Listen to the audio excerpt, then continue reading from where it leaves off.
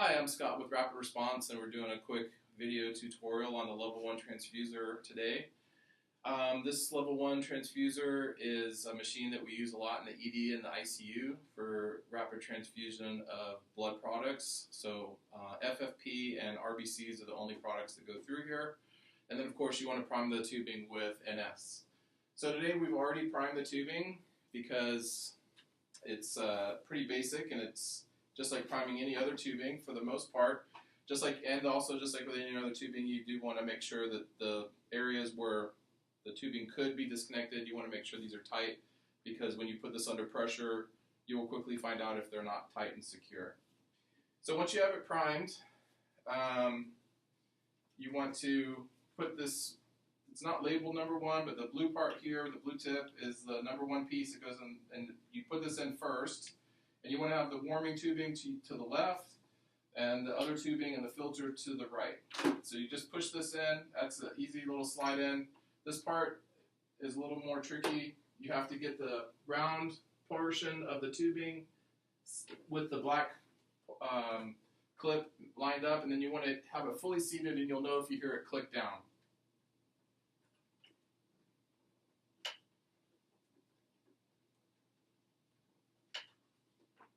Okay, told you that was tricky.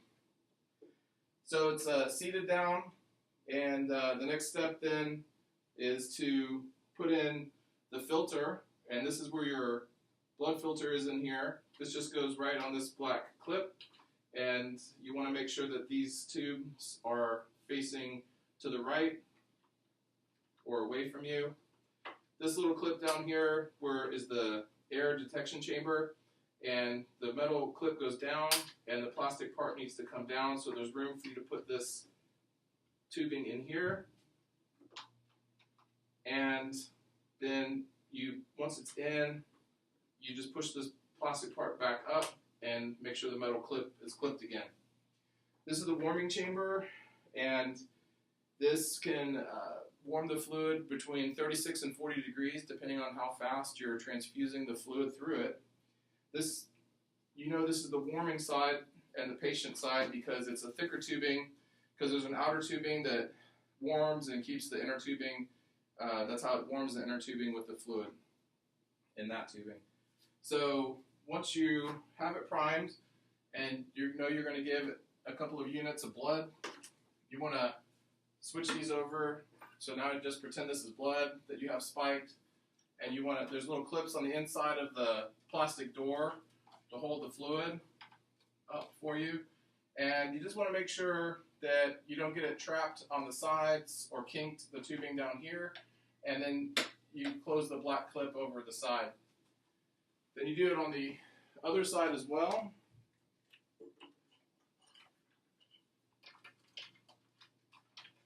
There's 3 plastic clips in here, and it really doesn't matter which one you use.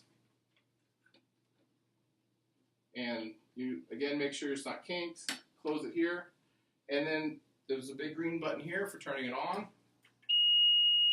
That sound is the little self-check. It was looking for air, it found no air in the tubing. And then, so you have your tubing to the patient, and right here is a sort of a collection chamber. You can see the speed of the fluid speed up when you put the pressure on the bag. So you want to make sure that you're unclamped, because you'll be wondering why the fluid's not going otherwise. And then when you want to actually rapidly transfuse the fluid in here, you push this switch from the minus to the plus, and then you will see the bag in here start to inflate. And as it hits pressure on the bag of fluid, you'll see the bar measuring millimeters of mercury go to the right, and you'll see this fluid speed up here, and then they're transfusing to the patient. If you didn't already have a bag of blood in here, you would want to put one in here while this one's squeezing, and we'll say this one's finished. We'll take the pressure off. We'll clamp this side and unclamp this side. This is another pro tip, a mistake everyone makes at some point unless you listen to this pro tip. Clamp the side you're not squeezing, otherwise you're going to squeeze blood from one to the other, and you'll be frustrated and your friends will make fun of you. So now we were clamped on this side, we're unclamped on this side. Now someone should be hanging a checked bag of blood on this side. The idea is you want to be able to rapidly go back and forth. So while this one is going, you want to be hanging another bag of blood over here because it takes very little time for this to squeeze all the fluid through to the patient.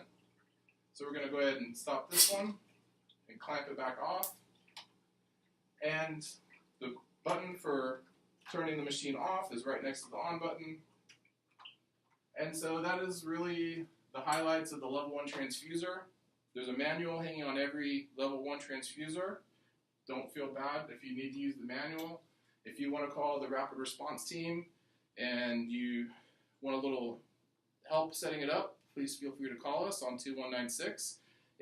We have a tubing that you can use and play with, and so just give us a call on 2196 if you want to play with it and get comfortable with priming it and putting it in the machine.